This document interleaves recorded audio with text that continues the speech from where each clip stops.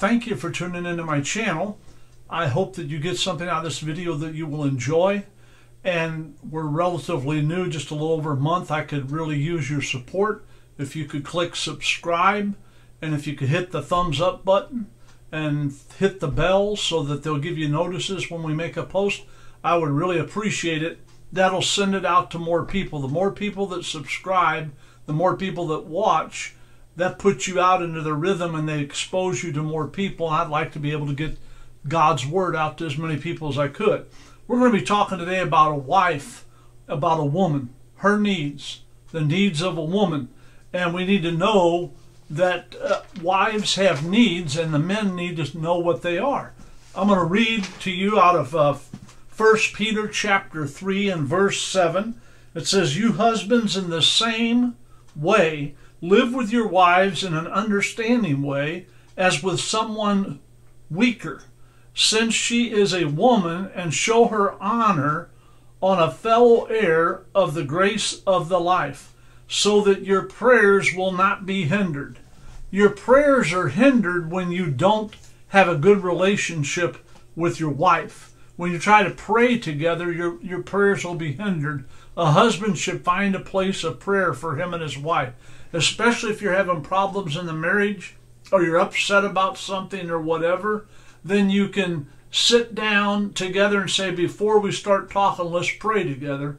You can take her hands, you pray together and calm down, take a deep breath, then start telling whoever's the one that's got the problem. If the wife needs to tell him something, she'll tell him. Then he needs to tell her what he thinks, and vice versa. So you need to pray together, and you might, if you pray together and communicate with one another, you'll need a whole lot less counseling than you will if you would pray and work out your problems together.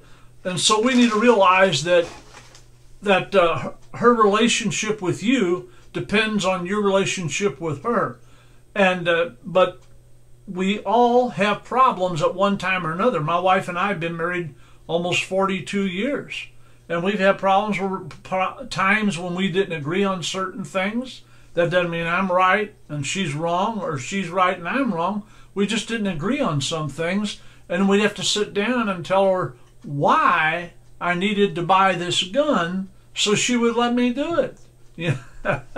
Women have a way of doing things, don't they? And so when it comes to so many things, you need to work with your wife and be good to her.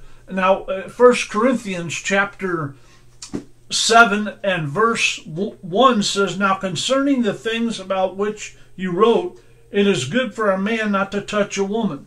Now, when you're dating, if you get handsy and feely with your hands on the girl you're dating, then it's going to incite passion between you two, and it may escalate it, it may go higher. So you need to watch and make sure that you don't do things you shouldn't do. Sex is for marriage. God never intended for it to be outside of marriage. So you shouldn't have sexual relations before you're married. That's not good. That's not what God wants. And so we need to realize that we need to know each other and learn to know each other, but that doesn't mean you're getting to know her body. It means you're getting to know her with who she really is on the inside. And so you don't want to touch and feel and incite the flame of passion, and it causes problems. Now, men are visual. They like to see things. Women are touch and feel. They want to be cuddled. They want to be held. They want their hand held. They need the touch and the affection, where the man's not geared up that way, so he has to push it and do it because his wife needs it. And so you need to realize that she is talk and touch and you're visual. That's why when you have pornographic on TV or wherever, men tend to look a whole lot more than women. The last survey I read was several years ago, probably, I don't know, 10 or 12 years ago, when I was taking a 2-year counseling course through the American Christian Counselors Association. And it said in there that about 75% of men look at pornographic things, and women is about 20%. So the men are 3 times greater to look at porn than women are. Why? Because men are visual. Women are not. The only husband and only wife that you have authority over is your own. Sometimes churches get this demented thought that every man in the church is over all the women, and that he can tell her things and this and that. No, that's not right. It's not your wife. It's another man's wife. He has authority over her. You don't. Now, I realize the preacher has authority over everybody when he's preaching from the pulpit and trying to keep things going and all that. But when it boils down to it, it's between a husband and wife on what they do and what they want to do, and it's not nobody else's business. We're going to talk today about sex. Now, I know they don't talk about that very much in church. I've sat in some churches where I've asked them, they said they've never heard it preached from the pulpit.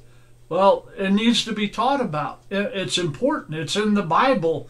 You need to realize that sex is real. People are involved in it, and you have to be to a point where you can explain it and tell it from God's side of view. The guys talk about it in the locker room all the time, and they talk about it here and there. But when they get to church, they act like they know nothing about it whatsoever. A man needs to talk to his wife, also to his children, about sex and what God has to say about it, and about keeping yourself pure. And men need to realize that they're different than a woman. A woman's needs are not the same as a man. Not at all, not even close. When you're dating, you're giving her cards, you're buying her candy, you're slipping by her house and leaving her notes and all that. And that's really good. I did that with my wife before we got married. I used to drive by her house every morning, not hide, but put something underneath a wiper, and then she'd have a note or a card or whatever. Why? Because I loved her. I would ask her to marry me. I was infatuated with her, and I thought this is the best thing that's ever happened to me. So, but when we got married, you can't stop doing those things. Some men think, well, I got her now, so that's it. No, you don't have a clue. A woman has different needs than you, and so you have to respond to her needs. I send my wife a card now and then for nothing. It's not Valentine's Day. It's not her birthday. It's not a special day. I just mail her a card. In times past, I used to mail one to her work every couple of months, and she'd get a card at work and open it up, and it was a card for me telling her how much I loved her. You say, oh, you're bragging. No, I'm not bragging. I'm trying to tell you what I did. To keep things going in my marriage, I did things like that. I'd send her a card. I even mailed some to her house, and she'd open the mail, and there was a letter, a card, and she'd open it up, and it was a card to her. I buy her flowers now and then. I'll take a rose by and drop it off and give it to her, and there's no occasion. It's not her birthday. It's nothing. But I want her to know that I love her and I care about her. She does things for me also. So we need to realize that you need to keep that going in your marriage. And you say, well, why do I want to get to know her better? Well, because you get to know her family, you get to know her, and you want to know what kind of family you're marrying into, and what her expectations are, and what her father and mother's expectations are. You also find out if the dad's old-fashioned, he wants you to talk to him first and ask his permission to ask her to get married, or he says, no, that's between you and her, then you know he's out of the situation there. You need to find these things out. If you don't find them out before you get married, and you don't respond to your wife's needs, guess what? The only pleasure trip you're ever going to have when you're married is taking your mother-in-law to the airport.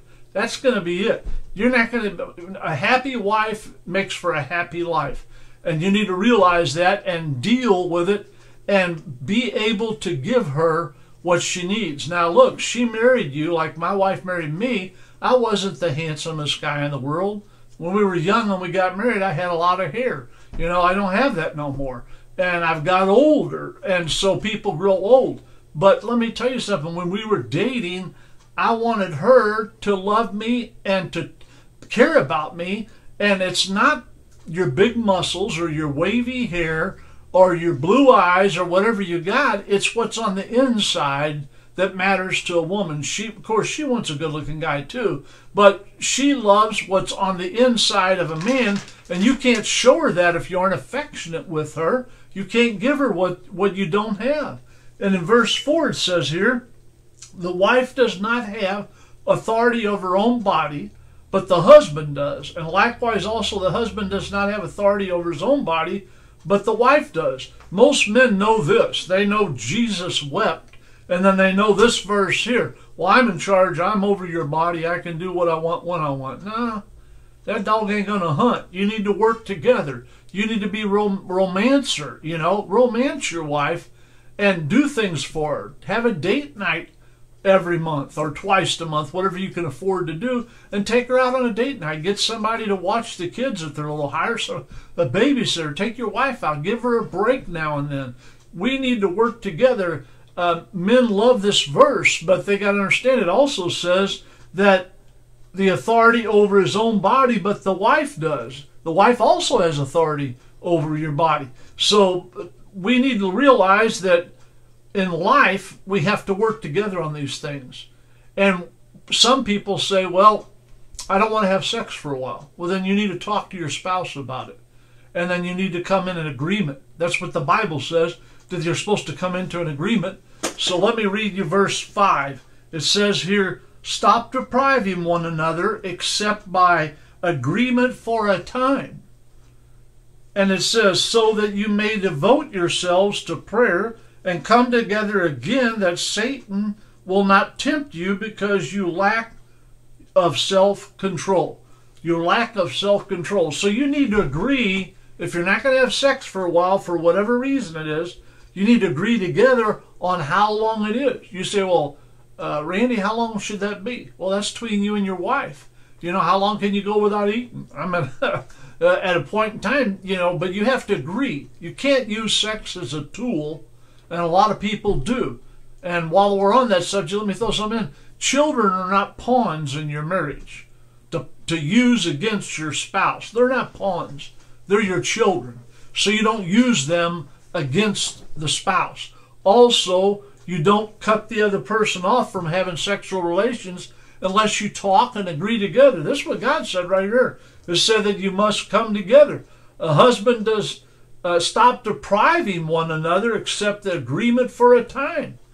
You need to agree on that, not use sex as a weapon. You say, well, I can't believe that we would. Well, yeah, I can believe you would. I was running a dealership one time years ago, and my finance manager come in my office and threw the file on my desk. I said, what's the problem? He goes, they're in there fighting and arguing. They want to talk to you. And I said, okay. So I walked in the office. When I did, I recognized the woman, didn't recognize him, because when she came in, she was not with him. And she said, I'm here to pick out my car. And I seen she was wearing a wedding ring. And I wasn't a salesman. I was the general manager over the salesman. So I said, okay, what's the problem? He said, I told her she could buy a brand new car, but her payment couldn't be over $325 a month, maximum. And I said, okay. And so I said to my finance manager, Joe, where are we at? He said, we're at $353. I said, okay. And he said, we need that payment to be $325 or less. You're going to have to either give me more money for my car or bring the price of yours down or whatever. And so I seen that she had the 7-year, 100,000-mile bumper-to-bumper warranty from Chrysler. And I said, well, this includes the warranty, and I told him what it covers. Every mechanical item, bumper-to-bumper, with roadside assistance, towing, car rental, etc. And he said, well, take that out. She goes, no, you're gone out of town a lot, and I don't want to be left stranded, and plus, we don't need no unexpected repair bills. We're going to be making a car payment. He goes, well, it's got to be $325. And she said, well, it's not going to get there. So they started bickering. And so I said to them, I tell you what, we'll step out. And when you're ready to talk to us, you can open the door and then we'll come back in. And so I went over and got the doorknob. And just as I got the doorknob, the woman said to him, if I don't get this car and you don't sign these papers, then you're not going to be sleeping with me no more. I'm going to cut you off. And I was like, as I opened the door and was walking out, I thought, oh my God. And I heard the guy say, sir, I turned around. He goes, come on back in. He goes, it's over. I'll sign the papers. Well, she used sex as a weapon against her husband. I guess that made the salesman happy and my finance manager happy, but it made me think that maybe they got a little problem in their marriage. So God doesn't want you doing that. He don't want you using it as a weapon. It's a way to express your love to one another, not as weapons. So sex is for marriage, and it's better to be married than to burn. That's what they say in the Bible. And so we need to realize that you have to keep it in the marriage, because if you don't, then you have a lot of real issues when somebody cheats on somebody or does something. In the day and age we live in, folks, if you go around sleeping with people, you can bring a disease home to your wife and give it to her, or the wife give it to the husband. So you need to not do these things. You're supposed to be true to one another. A husband and wife don't have the authority over their own body, but they must come in agreement. And we need to realize that physical intimacy comes after you get married, and that's when you get physical with one another. How long should we wait? Well, that's up to you and your spouse. There's 4 things that make this a little different, 4 exemptions to this, and I'm going to give them to you right now. 1, abuse in the marriage. 2, addictions in the marriage. 3, abandonment in the marriage. 4, adultery in the marriage. These 4 A's can change the marriage and change how you get along with each other and give you marital problems and cause you trouble. If there's abuse, you need to address it. A man should not beat on a woman. A man should not get physical and hurt a woman. If you can't live with a woman without beating her up and smacking her, then you need to get it away from each other, and you need to stop it. A man should not abuse a woman, nor should a woman abuse a man. It's a rarity thing, but I had a woman one time in counseling where her and her husband were there, and she admitted that she hit him with a frying pan. She admitted she throws a lot of dishes at him, and that she's kicked him before. And I said, has he ever hit you? No. Has he ever grabbed you and put you up against him? No. I said, then you need to quit being abusive to your husband. And she said, well, he makes me mad, and when he don't pay attention to me, then I pick something up and throw it at him to get his attention. And I said, well, you've hit him sometimes. Right now he has a cut on his cheek. Did that come from something? Yeah, I threw a big plate at him, and it hit him, and it busted. And I thought, you can't have abuse in marriage. That doesn't solve anything. It escalates it. It makes it worse. So you need to realize physical intimacy must be in a marriage, but not abuse, not addiction, not abandonment, and not adultery. Do not commit adultery on your wife. Don't cheat on her. And be a man of good character and be a woman of good character. If you don't want to do this, then you need to realize that you need to get back down and pray together. If you want intimacy of the verse 4 and 5, you have to develop the thinking of verse 3. And so attitude precedes intimacy. Men, I'm going to talk to you about 5 things that your wife needs. Number 1, let's do this first. Number 1, men need approval. Men like to have approval. Men want respect. When my kids were growing up, I wanted them to respect me. I wanted them to have my approval for certain things, all right? And women need affection. So we don't need the same things. And don't forget, men need approval and women need affection. Men are visual and women are touch and feel. And so that's why when you go to the restaurant with 3 other couples, you never find a man saying this. Hey guys, I gotta go to the bathroom. You guys want to go with me? We'll all go together. I mean, you're never going to hear that from a man. I mean, that's utterly ridiculous. But women, oh, I gotta go to the bathroom. Any ladies want to go with me? Oh yeah, we'll go. And they're talking all the way to the bathroom, and then they go in a hurt. Why? Because they are touch and feel. Women speak 33,000 words a day most of the time. Men speak 25,000 words. So women have a whole lot more to say than men in most cases. And so you're not going to find a man asking a bunch of guys to go to the bathroom with him. That ain't going to happen. 5 kinds of love that a woman needs. Number 1, a woman needs companionship. When she marries you, she wants companionship. She wants to go out to eat once in a while. She wants to go, take her to a ball game or whatever you folks like and have in common, and take her place and do things and give her companionship. When she took the vows, she looked over at you and she said, oh, in her mind, I have everything I need from him, cards, letters, kisses and hugs, and he's going to be my knight in shining armor, and he's going to take care of me, and I have everything I've dreamed about since I was 12. The man's looking at her and he's thinking in his mind, I can have sex anytime I want now because I'm marrying her. They're not thinking the same thing. Men don't think like women, and women don't think like men. And we need to realize that, and that's the way it goes. And so men's needs are different than a woman's, but you have to be in touch with your wife's feelings. If you don't, you're going to have real problems in your marriage. So men are visual, women are touch and talk. The man is looking at his wife a lot different than she looks at him. Men and women are made different. Now, a woman needs, number two, a woman wants continual companionship.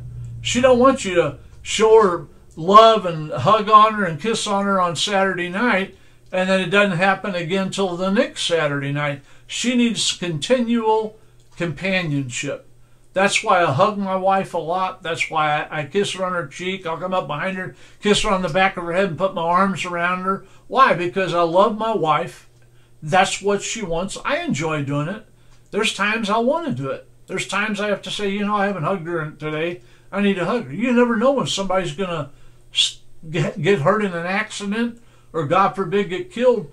You don't want to have those kind of bad feelings. You need to give her companionship and let her know you love her, and let her know that she's appreciated. Number three, men like short-term companionship. Men can get together and grunt and groan and say a few words and watch a ball game together and have a ball. Some women like sports. Now, my wife, she loves the Cardinals.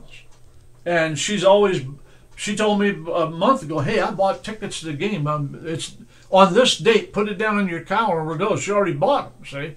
She knows me, but when you buy them and they're already paid for, you're going to the game, She loves the Chiefs. She watches the Chiefs games with me. I've been a Chiefs fan since '85 because the football Cardinals headed to Arizona, and they had a horrible owner, Bidwell, and that guy was horrible to St. Louis and the fans. So I started following Chiefs before we ever moved, and I've been following them ever since. I love them, and I love my Cardinals.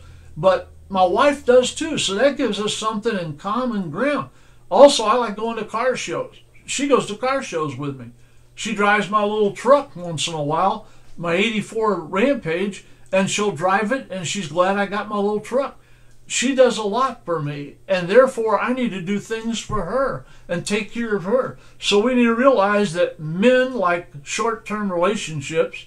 Women like people to listen to them. Men can talk 15 minutes with a woman. He's ready to go to the garage or out to the yard or go get the dog and take a run or walk or whatever, because women are more intimate most of the time than men, and they talk more most of the time than most men, and so they need this in their marriage. And so if your job takes you away from your family a lot and long periods of times, you need to be looking for a different job, because you need to pay attention to your wife and to your family, and they need you in their life. I had a job that was, I got promoted all the way up to the top in a short period of time, and I was working 60 to 70 hours a week. Was I making great money? Yes. Was I the head manager? Yeah, the only person over me was the owner. Everybody worked for me, and I hired and fired, and I was in charge. But it got to the point it was affecting our marriage, because I was working that particular 1 year. I worked 14 weeks. I worked 6 days a week. And then we're not talking about 8-hour days. We're talking about 8 in the morning till 9 o'clock at night. And then after whoever was in the building, we locked the doors. They had to be finished with through the finance office and out the door, and the safe locked, everything taken care of before I could leave. I never got out before 10 o'clock at night. Never. And I started at 8 in the morning. Sometimes when I left, my kids were in bed. When I got home, my wife had a job. She was in bed, and so was the kids. So something had to give. So I said, I'm going to take a job at a smaller dealership, and I'm going to get my hours cut, and we're going to take less money, but I want to be with you and the kids. And that's what I did. Thank God I found a Christian man. I knew him who had a dealership, and he hired me, and I got my hours cut, and I got more time with my family. So you need to realize if your job is causing you problems in your marriage, you need to put an end to it. Find a different job, especially in today's market. There's a lot of jobs available. And so we need to realize that your wife wants you to talk to her. She wants you to hold her. And when you walk with her, you ought to hold her hand. You ought to open doors for her. And you ought to do good things for her. You know, you even do this once in a while. That's not my favorite thing to do. You walk up and sit down on the footstool and tell your wife, hand me your feet, and rub her feet. Well, someday she might rub your feet. So you do things to your wife because you love her. She thinks that I've got a good man and you think I've got a good woman. Why, you're treating each other with respect, all right? And whether we like it or not, in the society we live in, there's so many people, oh, we'll just live together. We won't get married. We'll just live together. And the man says, it's just a piece of paper on the wall. If it's just a piece of paper on the wall, why don't you marry her? What's the problem? Making a commitment. I don't know why a woman want to live with a man who won't make a commitment and won't marry her and says just a piece of paper on the wall. It's because he's afraid of having a long-term relationship. He wants all the benefits of being married without being married, and he wants the idea right that he can run out the door whenever he wants to. That's not good. That's not what God intended. You're not supposed to live together before you get married. And so we need to realize that if you don't talk to your wife, you don't respond to your wife properly, then about 2:30 in the morning, you're going to feel nails digging into your back. And your wife's going to be saying, honey, I want to talk to you. Honey, are you awake? Honey, do you still love me? You know, and you're going to have this talk at 2:30 in the morning. You can avoid that 2:30 in the morning thing if you would talk to her during the day and show her affection and let her know she's important to you.